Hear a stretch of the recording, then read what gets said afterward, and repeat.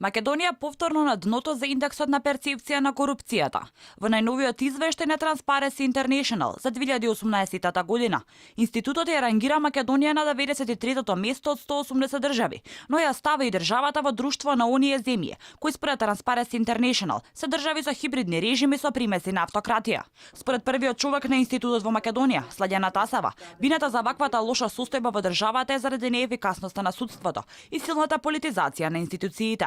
Ние гледаме силна политизација во институциите, кој што всушност се одразува и во дефинирањето на државата како многу слаба демократија во која што не постои или пак терминот за лопана држава од кој што се уште треба да се ослободиме.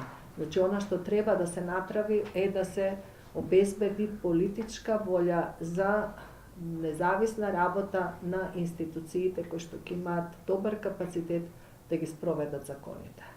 Иако Македонија во 2018 година има пораст за 2 поени во однос на 2017-та, сепак според Тасева тоа не треба да се смета за добар резултат. Напредокот минатата година бил врз база на две компоненти, односно работата на СЈО и градењето на политики и донесувањето на нови закони.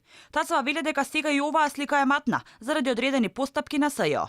Таа посочува дека е недозволиво и крењето на платите и трошоците на специјалното обвинителство. За жал таа слика помалку се поматува.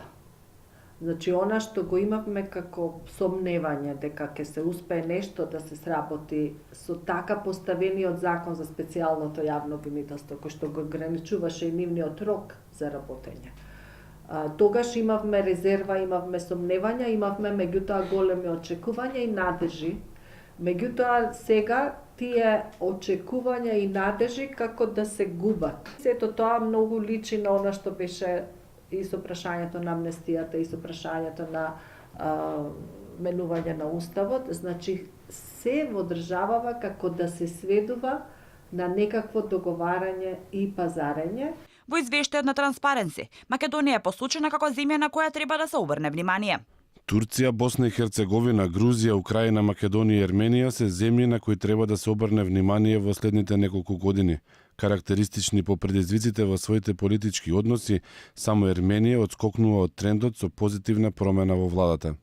Едни од главните услови за започнување на преговорите за влез во европското семејство се токму независното судство и борбата со корупција. Две сфери според кои Македонија, според Transparency International, се наоѓа на дното.